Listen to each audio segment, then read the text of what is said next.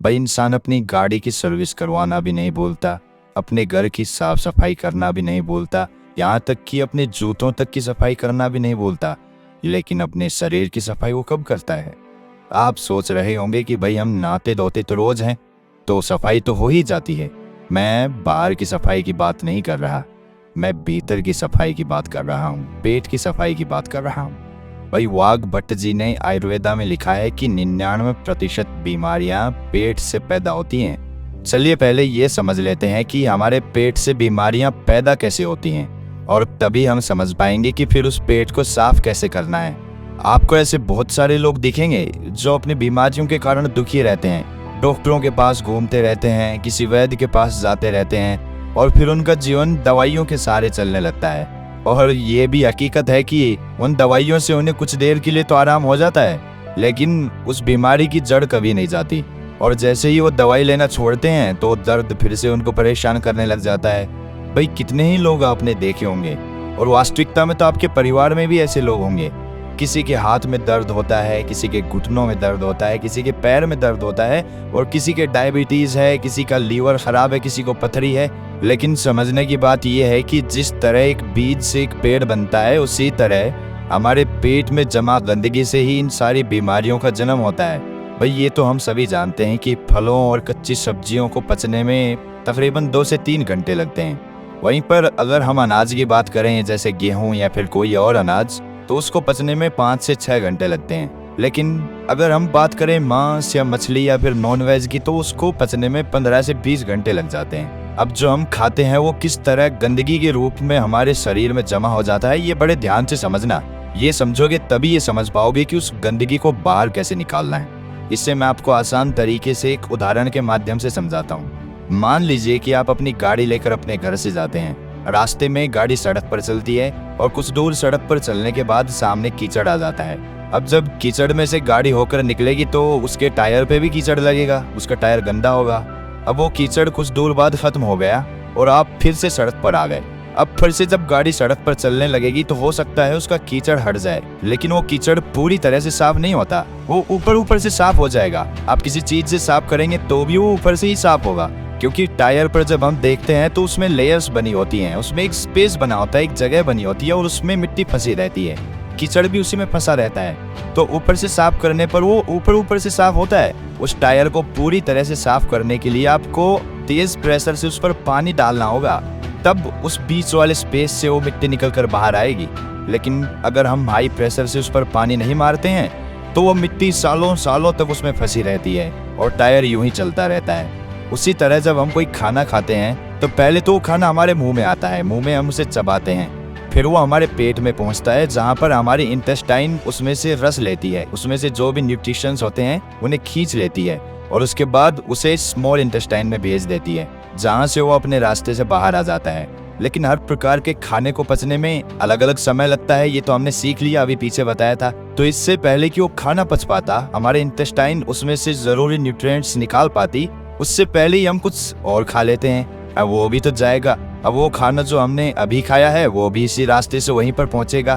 तो अब जो खाना पहले से हमारे पेट में पड़ा हुआ है, जो पूरी तरह से हजम भी नहीं हुआ है, डाइजेस्ट नहीं हुआ है, वो अभी उस पर प्रेशर लगेगा। किसका?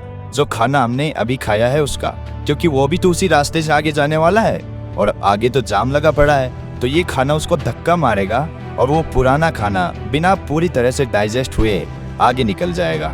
लेकिन जब ये हाफ डाइजेस्टेड खाना बिना पूरी तरह से हजम हुए आगे बढ़ जाता है तो ये पीछे छोड़ जाता है बैक्टीरियाज के भंडार।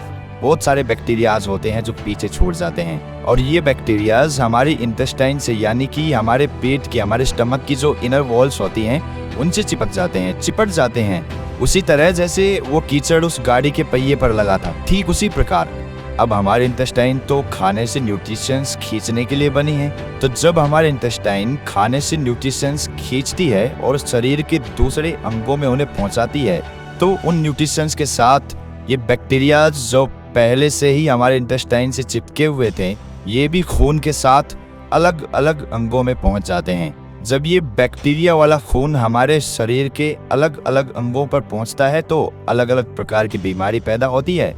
जैसे जब ये लीवर में पहुंचेगा तो वहां पर पथरी बनने के चांसेस रहेंगे, जब ये दिल के पास पहुंचेगा तो दिल का दौरा पड़ने के चांसेस रहेंगे, और जब ये मस्तिष्क में पहुंचेगा तो ये दिमाग की बीमारी पैदा कर देगा। और इसी प्रकार जहां भी ये पहुंचेगा, जोड़ों में पहुंचेगा तो जोड़ों का दर्द पैदा करेगा। तो इसीलिए समय समय पर हमें अपने पेट की सफाई करते रहना चाहिए, ताकि हमारे इंटेस्टाइन में वो बैक्टीरियाज जमा ना होने पाए। चलिए मैं आपसे पूछता हूँ कि घर की सफाई करने के लिए सबसे पहला स्टेप क्या होता है? भाई कॉमन सेंस की बात है कि अगर हमें अपने कमरे की सफाई करनी है तो हमें कमरे को खाली करना होगा। अगर फर्श साफ करनी है तो फर्नीचर को बाहर निकालना पड़ेगा। उसी तरह से हमें भी अपने पेट की सफाई करने के लिए ऐसे ही शुरुआत करनी चाहिए। अगर हम अपनी पूरी बॉडी को डिटॉक्स करना चाहते हैं तो सबसे पहले तो हमें अपने पेट को साफ करना होगा, जहाँ से सारी बॉडी में बैक्टीरिया सप्लाई हो रहे हैं। तो इसका सबसे अच्छा, सबसे पहला और सबसे आसान तरीका है व्रत करना, फास्टिंग करना चालू करिए। फास्टिंग करने से हमारा पेट खाली होगा, और जब हमारा पेट खाली होगा तभी तो हम उसकी सफाई कर पाएंगे। अब देखिए, फास्टिंग करना कुछ लोगों को बहुत डिफिकल्ट लगता है, बहुत कठिन भी होता भी है। जो लोग फास्टिंग कर सकते हैं वो फास्टिंग करें, हफ्ते में किसी दिन कर लें या महीने में कर लें। और फास्टिंग करें तो पानी, जूस या फिर कोई फल इत्यादि ही खाएं, क्योंकि तभी तो फास्टिंग होगी। और जिन लोगों को ये कठिन लगता है कि भाई वो भूखे नहीं रह सकते, फलों से उनका पेट नहीं भरता है, तो ऐसे लोग हल्का खाना खा सकते हैं, जैसे खिचड़ी खा ली। जब आप इस तरह का कोई व्रत करते हैं तो जाहिर सी बात है आपका पेट तो खाली ही रहेगा। और जब आपकी बॉडी को विटामिन या फिर न्यूट्रिएंट्स चाहिए होंगे तो वो आपकी इंटेस्टाइन के पास इंफॉर्मेशन भेजेंगे कि भाई आगे न्यूट्रिशंस की जरूरत है, सप्लाई चाहिए, हमें जल्दी से दो। और इंटेस्टाइन के पास तो कुछ है ही नहीं, वो देगा क्या? तो जो बैक्टीरियाज इंटेस्टाइन पे पहले से चिपके होते हैं, खून उन्हीं को लेकर उन अंगों के पास पहुंच जाता है, और इस तरीके से वो इंटेस्टाइन यानी कि हमारे पेट की वो इनर वॉल्स साफ हो जाती हैं, उन पर से बैक्टीरिया हट जाता है। लेकिन अब वो बैक्टीरियाज हमारे खून में मौजूद हैं, तो अपने खून में से वो बैक्टीरियाज निकालने के लिए आपको पसीने निकालने चाहिए। आप जितने पसीने निकालेंगे उतना ही आपका खून डिटॉक्स होता जाएगा। जो हमारे स्किन्स में छोटे छोटे पोर्स होते हैं ना, जहाँ से पसीना बाहर आता है, तो उस पसीने के साथ जो हमारे खून में जो अनवांटेड मटेरियल्स होते हैं वो भी बाहर आ जाते हैं। लेकिन एक बात सच बताना, आप में से बहुत सारे लोग ना सोचते तो होंगे कि कल से हम अच्छा रूटीन बनाएंगे, डेली एक्सरसाइज करेंगे, अच्छा खाना खाएंगे और अपने शरीर का ख्याल रखेंगे। लेकिन अगली सुबह आते ही आप भूल जाते हो, फिर से वही रूटीन, फिर से लेट उठना, फिर से ऑफिस में जाना और फिर से आकर उसी तरह से रात में लेट सोना। देखिए, इसमें गलती इंसान की नहीं होती, इंसान का रूटीन ही ऐसा हो गया है। वो कभी रात की ड्यूटी करता है तो कभी दिन की ड्यूटी करता है, तो इस तरीके से उसका कोई रूटीन फिक्स हो ही नहीं पाता और वो अंदर ही अंदर अपने मन में निराश होता चला जाता है। भाई किस तरह से एक्सरसाइज स्टार्ट करोगे? टाइम तो मिलता ही नहीं तुम्हें, कैसे अपना ख्याल रखोगे बताओ मुझे। तो दोस्त, इसके लिए विकल्प होते हैं। अगर तुम ध्यान से सोचोगे, दिमाग लगाओगे तो तुम्हें ऐसे तरीके मिल जाएंगे। भाई इसके लिए हमें जापान के लोगों से सीखना चाहिए। जापान के लोगों का भी शेड्यूल इसी तरह बिजी रहता है, उन्हें टाइम मिल ही नहीं पाता कि वो एक्सरसाइज करें। उस देश में भी ज्यादातर लोगों को टाइम मिल ही नहीं पाता कि वो एक्सरसाइज कर लें, इसीलिए वो अपने पास एक साइकिल रखते हैं। कहीं जाना हो इधर उधर, छोटी मोटी जगहों पे, ज्यादा दूर नहीं जाना हो, वहाँ पर वो अपनी साइकिल का इस्तेमाल करते हैं, वरना तो पब्लिक ट्रांसपोर्ट में या फिर खुद की कार से ट्रैवल करते हैं। ज्यादा दूर नहीं, लेकिन छोटी जगहों पे कुछ दूर जाने के लिए वहाँ तो हम साइकिल का इस्तेमाल कर सकते हैं। इससे हमारे थाइज में जो पेल्विक मसल्स होती है ना, उन पे बहुत अच्छा काम होता है। साथ में हमारा पसीना भी निकलता है, तो उससे हमारी बॉडी भी डिटॉक्स हो जाती है और इसके साथ ही कोई पोल्यूशन भी नहीं होता, प्रदूषण से भी हम बचे रह जाते हैं। अगर साइकिलिंग करने में इंटरेस्टेड नहीं हो तो फिर डांस कर लो या फिर रनिंग कर लो, जिस तरीके से भी हो, बस अपने शरीर से पसीना निकालो ताकि आपके जो पोर्स है ना स्किन के, वो एकदम क्लियर हो जाए। होता है उनको जल्दी पकाने के लिए या फिर उन पर कोई रोग ना लग जाए, इसलिए उन पर दवाइयों का छिड़काव किया जाता है। और जब हम उन फलों और सब्जियों को खाते हैं तो वो पेस्टिसाइड्स हमारे अंदर, हमारे बॉडी में एंटर कर जाते हैं। तो उन पेस्टिसाइड्स की वजह से हमारे अंदर बहुत सारे बैक्टीरियाज पैदा होते हैं, जिनसे बहुत सारी बीमारियां पैदा होती है। और सबसे बड़ी बीमारी जो उससे पैदा होती है वो होती है कॉन्स्टिपेशन की। कुछ लोगों को हमेशा कॉन्स्टिपेशन रहता है और जब भी सुबह बाथरूम में जाते हैं तो उनका पेट अच्छे से साफ ही नहीं होता। इसकी वजह से वो पूरे दिन परेशान रहते हैं, स्ट्रेस में रहते हैं, कुछ भी अच्छा नहीं लगता, कुछ खाने का मन नहीं करता, भूख नहीं लगती। तो उन लोगों के लिए त्रिफला चूर्ण सबसे अच्छी औषधि मानी जाती है। त्रिफला के नाम से ही पता चलता है कि ये 3 फलों से मिलकर बना होता है। आंवला और हरड़ त्रिफला चूर्ण के मेन कंपोनेंट्स होते हैं। आंवला में विटामिन सी होता है, फाइबर होता है, और वहीं पर हरड़ एक बहुत अच्छा एंटीबैक्टीरियल होता है। जिस दिन आप सुबह सुबह नींबू पानी नहीं पीने वाले, उस दिन आप त्रिफला चूर्ण का सेवन करें। एक छोटी चम्मच अच्छे से गुनगुने पानी में मिलाकर पी जाओ। उसके बाद देखना क्या कमाल होता है। खाना अच्छे से डाइजेस्ट होगा, सुबह पेट इतने अच्छे से खाली होगा कि पूरा दिन हल्का हल्का महसूस करोगे। और इसे भी रोज लेने की जरूरत नहीं है भाई। एक हफ्ता आपने नींबू का पानी ले लिया, फिर किसी दूसरे हफ्ते आपने त्रिफला चूर्ण का सेवन कर लिया। इस तरह अल्टरनेट तरीके से इनका इस्तेमाल करना है। कहीं पता चले कि आप नींबू पानी भी पी रहे हैं और साथ में त्रिफला चूर्ण का भी सेवन कर रहे हैं। ऐसा मत करना।